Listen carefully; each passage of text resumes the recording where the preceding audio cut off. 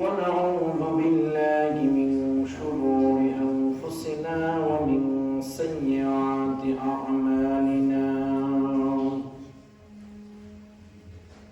من يهد الله فلا مضل له ومن يضلله فلا هادي له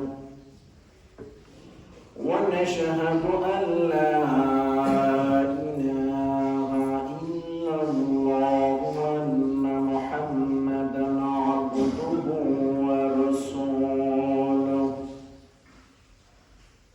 أرسله بالحق بشيرا ونذيرا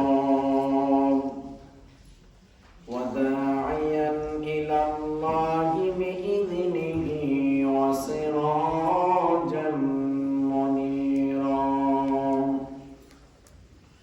وقد قال الله تعالى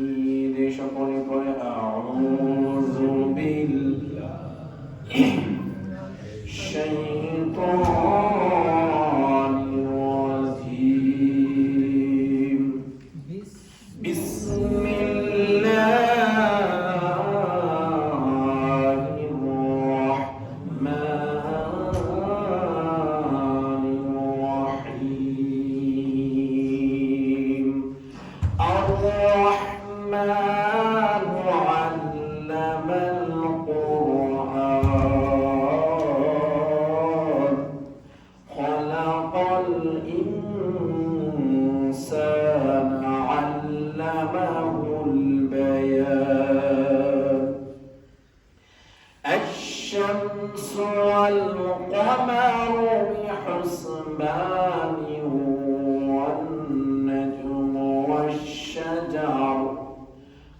والنجم والشجر يسجدان صدق الله العظيم وقال رسول الله صلى الله عليه وسلم طلب العلم فريضة على كل مسلم والمسلمات إن الله وملائكته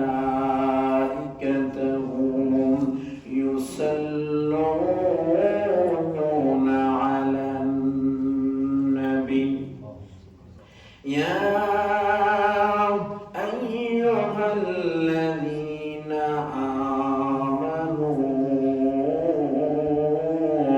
صلوا عليهم وسلموا تسليما بلغ العلا بكماله كشف الدجى بجماله حسنت جميع خصاله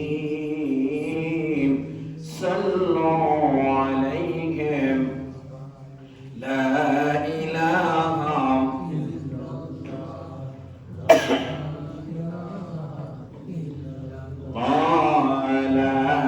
إلا الله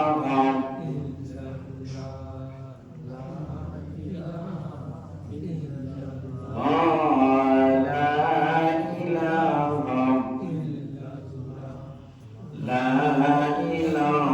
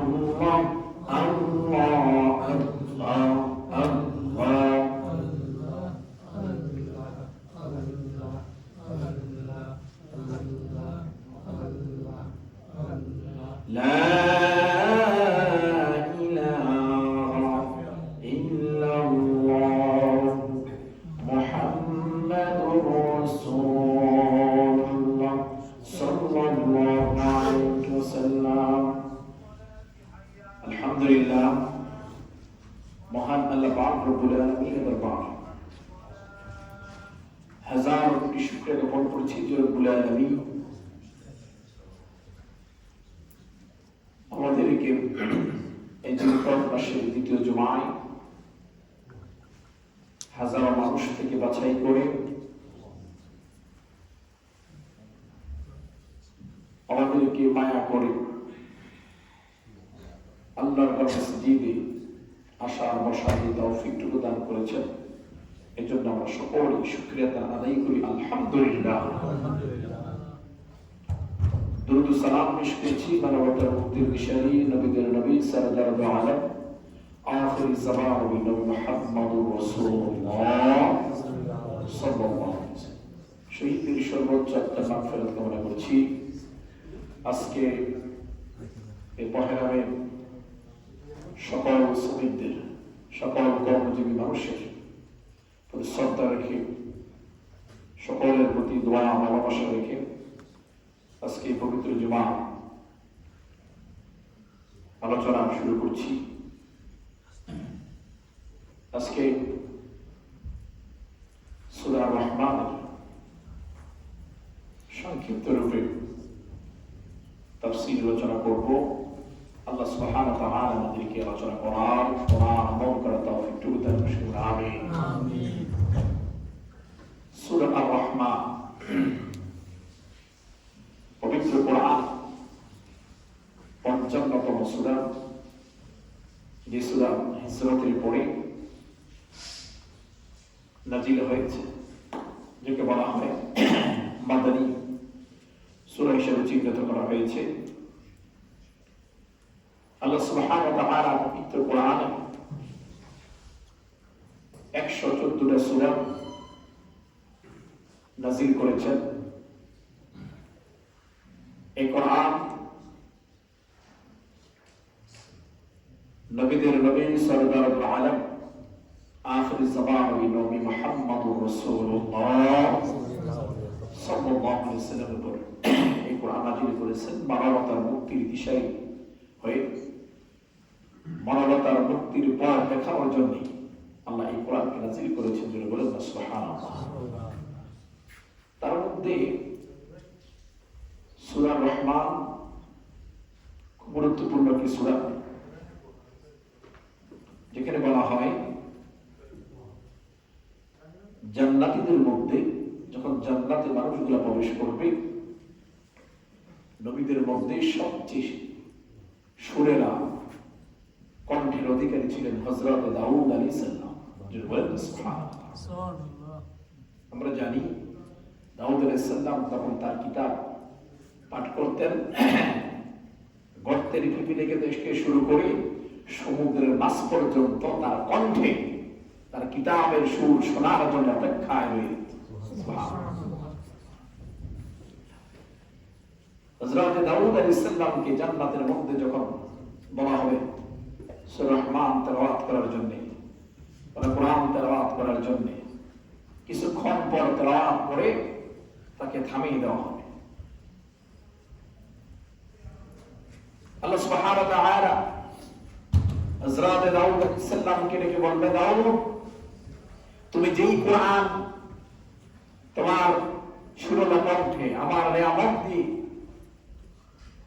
যে তেলাওয়াত করতেছো, যে কোরআন তেলাওয়াত করতেছো, এই কোরআনের জন্য তুমি কষ্ট করো না। এই কোরআনের জন্য দন্ত মোবারক শহীদ হয়েছে আমার নবী।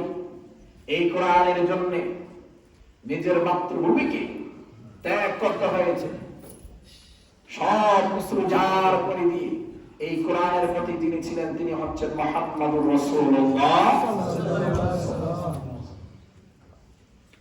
উনি আজকে এই কোরআন তেলাওয়াত করে শোনাবেন।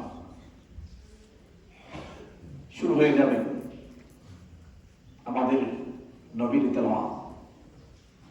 একটা পর্যায়ে আসে আল্লাহ সুবহানাহু ওয়া তাআলা নবীকে ডেকে বলবেন, হে আমার বন্ধু, আমি যে আপনাকে যে কথা দিয়েছি যে জান্নাতীরা যারা আসবেন তাদের জন্য আমার সুসংবাদ আছে, হচ্ছে আমি আল্লাহ নিজেই সূরা রহমান তেলাওয়াত করে তাদের শোনাবো। সুবহানাল্লাহ। চিন্তা করেন যে আল্লাহ সুবহানাহু ওয়া তাআলা, আপনি জান্নাতি, জান্নাতে অবস্থান করতেছেন, আপনার সামনে স্বয়ং আল্লাহ সুবহানাহু ওয়া তাআলা সূরা রহমান তেলাওয়াত করে শোনাচ্ছে। যারা বলেন না সুবহানাল্লাহ। সুবহানাল্লাহ। এর চেয়ে বড় নিয়ামত আর কিছু হতে পারে? আল্লাহ সুবহানাহু ওয়া তাআলা এই সূরা রহমানের মধ্যে 32 জায়গায় তিনি বলে দিয়েছেন ফাবি আইয়ি আলাই রাব্বিকুমা তুকাযিবান। ও দুনিয়ার মানুষ, তোমরা আমি আল্লাহর কোন কোন নিয়ামত অস্বীকার করবা? জীবনের শুরু থেকে মৃত্যু পর্যন্ত যা কিছু আমি দিয়েছি সব কিছু আমার পক্ষ থেকে তোমার জন্য নিয়ামত। সুবহানাল্লাহ। আমরা নিয়ামত বলতে এতটুকু বুঝি, টাকা থাকলে ভালো খাবার খাইতে পারলেই নিয়ামত, আরো কোনো কিছু নিয়ামত আমরা শুকরিয়া করি না। আল্লাহ বলেন 2টা চোখ দিয়েছি, 2টা চোখের মূল্য কত? যার চোখ নাই তাকে জিজ্ঞাসা করো। 2টা হাত দিয়েছি, হাতের মূল্য কত? যার হাত নাই তাকে জিজ্ঞাসা করো। 2টা পা দিয়েছি, যার পা নাই তাকে জিজ্ঞেস করো পায়ের মূল্য কত? একটা কিডনি অচল হয়ে গেলে ওই কিডনিটা ট্রান্সফার করতে কি প্রয়োজন? লিভার নষ্ট হয়ে গেলে মানুষগুলা দুঃখে দুঃখে মরে যায়। বলা যায় ওই সব নিয়ামত তুমি নিয়ামত মনে করো না। আল্লাহ বললা ইন শাকারতুম লাযীদান্নাকুম ওয়া লা ইন কাফারতুম ইন্না আযাবি লাশাদীদ। সুস্থ শরীর দিলাম, সুস্থ মস্তিষ্ক দিলাম, এরপরেও আমার নিয়ামতের শুকরিয়া করলা না, আমি আল্লাহ তোমাকে এর পরে আস্তে আস্তে করে অসুস্থ করে অসুস্থ বানাইয়া ফেলি। বলেন নাউযুবিল্লাহ। আল্লাহ রাব্বুল আলামিন সুবহানাহু আর-রাহমান আল্লামাল কুরআন। আর-রাহমান ওই রবের কথা, পরম দয়ালু আল্লাহ।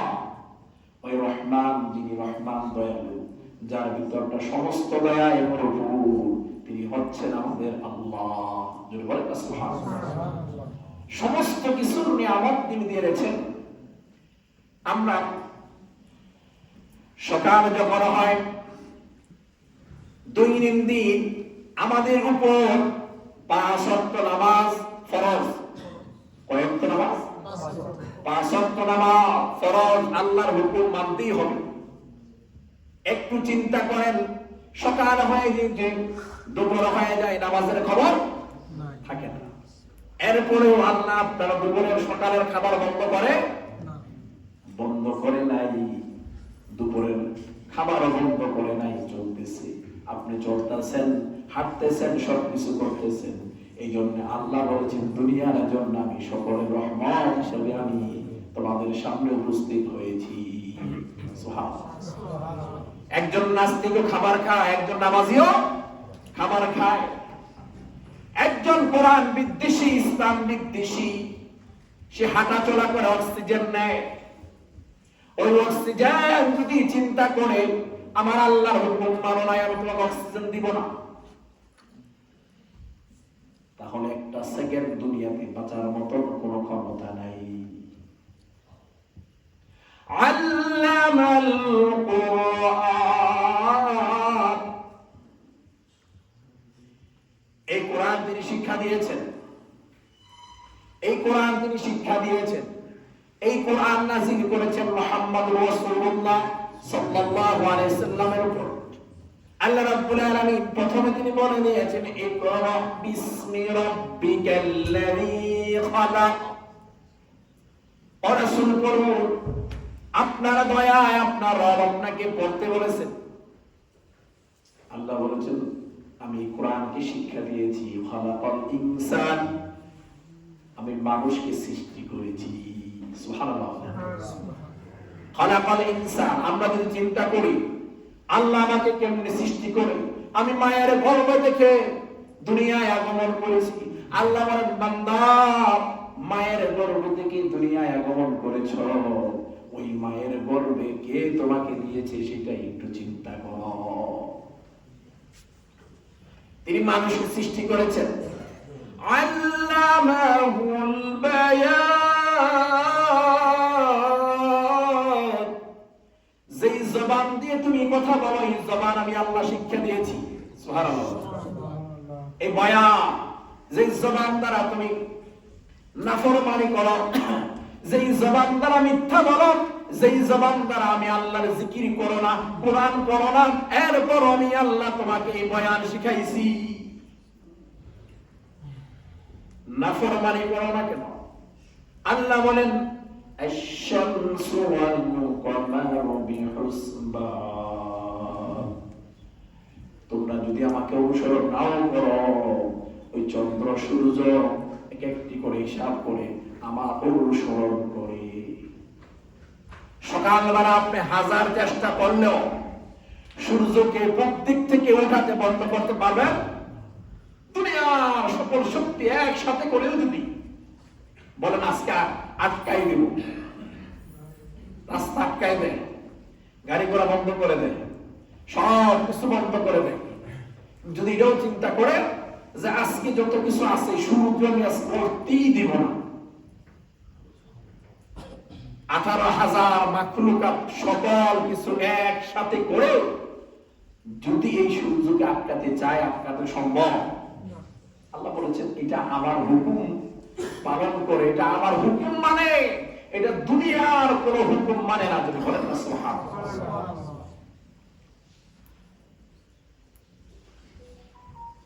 সন্ধ্যা যখন হয়, যখন পশ্চিম আকাশে চাঁদ ওঠে, রাতের মিটি মিটি আলো দেয়, সেটা আমি আল্লাহর হুকুম, তোমরা চাইলেই সেটাও নস্যাৎ করতে পারবে না। والنجم والشجر يسجدان, ও দুনিয়ার মানুষ, তোমরা কি মনে করেছো তোমরা চাইলেই আমি আল্লাহর ইবাদত বন্ধ করে দিবা আর আমি আল্লাহর রাগান্বিত হয়ে যাব? আমি আল্লাহ, আমার আল্লাহ রস হয়ে যাবে না, কেননা আমি আল্লাহ। ওয়ান-নাজমু ওয়াশ-শাজারু ইয়াসজুদান, আমার আল্লাহর জন্য তারকারাজি থেকে শুরু করে গাছপালা সমস্ত কিছু আমার নামে প্রতিনিয়ত সেজদা দেয়। আপনি আমি সেজদা দিতে ভুলে গেলেও তারকারাজিরা, গাছপালারা সেজদা বন্ধ করে না। জোরে বলেন না সুবহানাল্লাহ। এই জন্য রাসূল বলেছেন, প্রয়োজন হলে গাছ কেটে ফেলো, প্রয়োজন ছাড়া গাছের একটা পাতাও তুমি ছিঁড়বে না। জোরে বলেন না সুবহানাল্লাহ। ওই গাছগুলাও আল্লাহর নামে জিকির করে। জোরে বলেন না সুবহানাল্লাহ। আমার জবান জিকির বন্ধ হলেও তারকারাজি গাছপালার জিকির বন্ধ হয় না। আমার জিকির বন্ধ হলেও আমার এই অন্তরের ভিতরে আল্লাহর জন্য ভালোবাসা না থাকলেও গাছপালা তাদের সমস্ত ভালোবাসা তাদের থাকে, এখান থেকে বিচ্যুত হয় না। আমরা কিভাবে করি? আল্লাহ রাব্বুল আলামিন বলেন, আল্লা তাবগাউ ফিল মিজান,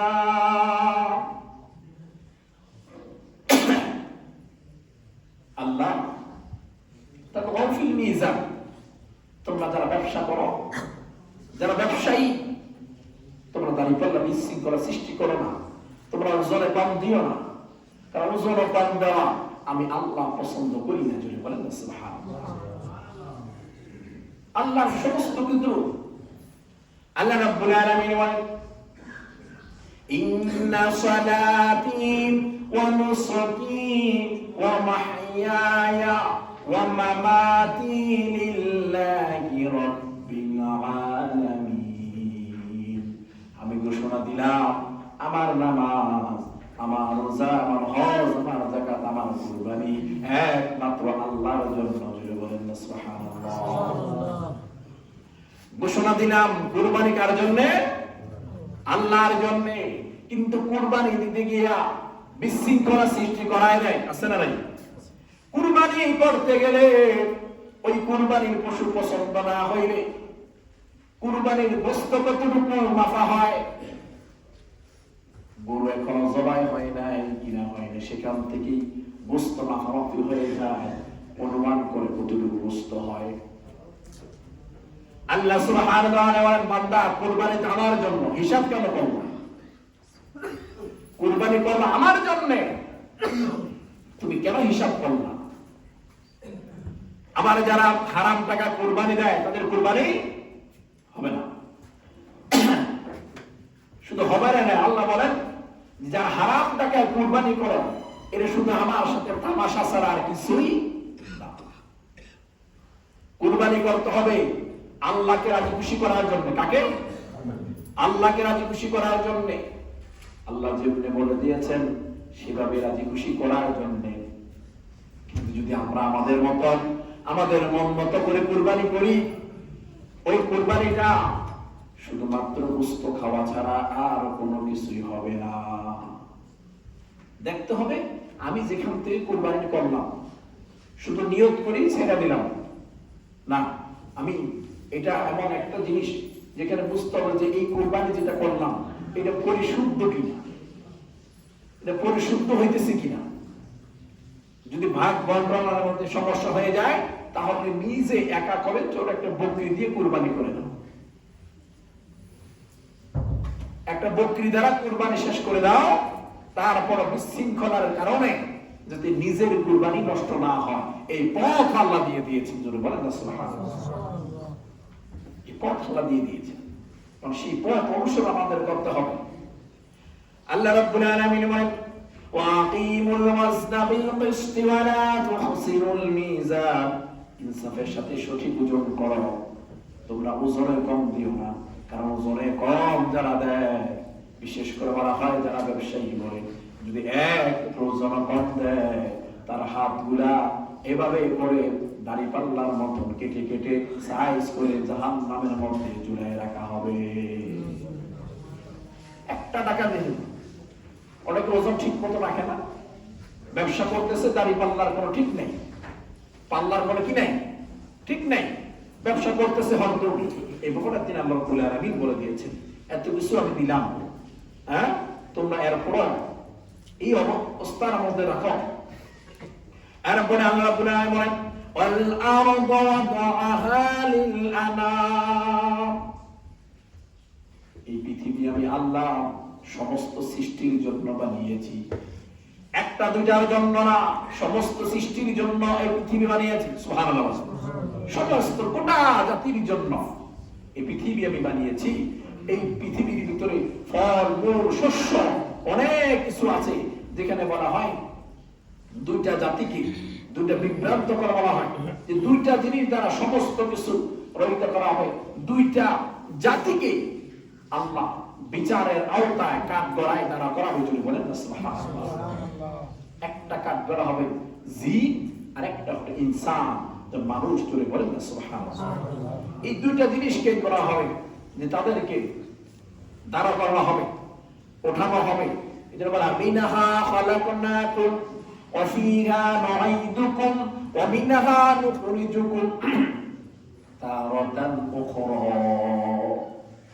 আল্লাহ বলেন এই মাটির দ্বারা আমি বান্দা তোমাদেরকে সৃষ্টি করেছি, এই মাটির মধ্যে আবার রাখা হবে, মাটি থেকে আবার ওঠানো হবে, বিচারের মুখোমুখি করা হবে। এক চিমটি পরিমাণ এদিক সেদিক যাওয়ার কোনো সুযোগ থাকবে না, এক চিমটি পরিমাণ এদিক সেদিক যাওয়ার কোনো ক্ষমতা থাকবে না। অনেকে বলেন, অনেকে আমরা মনে করি যে আমরা মানুষ, হ্যাঁ অন্য বিশেষ করে অন্য ধর্ম মনে করে যে এইভাবে এই মাটির সাথে মিশে যায়, মাটির সাথে মিশে যায়, তাহলে এগুলো কিভাবে ধরবে, কিভাবে ধরবে? এই জন্য আল্লাহ রাব্বুল আলামিন সূরা কিয়ামা বলেন, আয়াহসাবুল ইনসানু আল্লান নাজমা ইযামা, মানুষ কি মনে করে যে আমি তার হাড় মাংস সমূহ একত্রে করতে পারবো না? মানুষ কি মনে করে যে তারা এসব পচে গেছে, গলে গেছে, এটা কি চাইলেই আমি একত্র করতে পারবো না? আল্লাহ রাব্বুল আলামিন বলেন, বালা কাদিরিনা আলা আন নুসাউইয়া আমি তো তার আঙ্গুলের জোড়া জোড়া পর্যন্ত ঠিক মতন বিনষ্ট করতে সক্ষম হয়েছি। যখন কোনো কিছুই ছিল না, কোন আকৃতি ছিল না, তখন আমি আল্লাহ তোমাদেরকে বানাইছি। আর এখন তো আকৃতি আছে, এখন ধরে ধরে তোমাদেরকে যেখানে থাকো না কেন, আমার হুকুম আমি কোন থেকে ফায়াকুন বলার আগে সমস্ত কিছু অটোমেটিক হয়ে যাবে। বলেন না সুবহানাল্লাহ।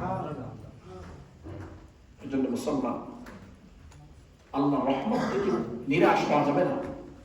আল্লাহর প্রতিটা নিয়ম, প্রতিটা কাম সঠিকভাবে মানতে হবে। আল্লাহ এটা বলে দিয়েছেন, যদি আমার নিয়ম তোমার কাছে পছন্দ না হয় তাহলে আমার এখান থেকে তুমি চলে যাও। আবার তিনি বলেছেন, যাবা কোথায়? সমস্ত পৃথিবীটাই তো আমার। যদি বলেন না সুবহানাল্লাহ। যাওয়ার কোনো কি নাই, সুযোগ নাই, যাওয়ার কোনো রাস্তা নাই। এই দুনিয়া থেকে আমরা এখন যারা নামাজ পড়ি না, এই নামাজের কত মূল্য একজন মৃত ব্যক্তি যে কবর দেশে আছে তিনি বলতে পারবেন। আবার আমরা বলবো যখন আমরা কবর দেশে চলে যাব। আল্লাহ সুবহানাহু ওয়া তাআলা আমাদেরকে সঠিকভাবে আমল করার তৌফিক দান করুন। আমিন। রহিম হিলমাতি বাইনি ইয়াহইয়া রাদিয়াল্লাহু عن أبي هريرة رضي الله عنه أن رسول الله صلى الله عليه وسلم للمسلم على أخيه خمسة وللعبد بيني حميد رضي الله عنه عن أبي هريرة رضي الله عنه أن رسول الله صلى الله عليه وسلم قال على المسلم في أخيه خمسة دين السلام والدعاء وعلى الأطاع عند قوله الحمد لله وإياه المحتجب والزيارة المريض وحصول الجنازة إن المؤمنين إخوة ويجب على المسلم أن يقبل أخاه وأن يجيب لأخيه ما يجيب لنفسه ويكون لغيره ما يكون نفسه لم قدر المستعان يستوي القرآن الكريم على نموذها والضحايا بشائر الأخوان والمحبة والحقوق المسلمين وهم أية فيه إنما المؤمنون إخوة فصالحوا بين إخويكم بارك الله لنا ولكم في القرآن العظيم جل سورة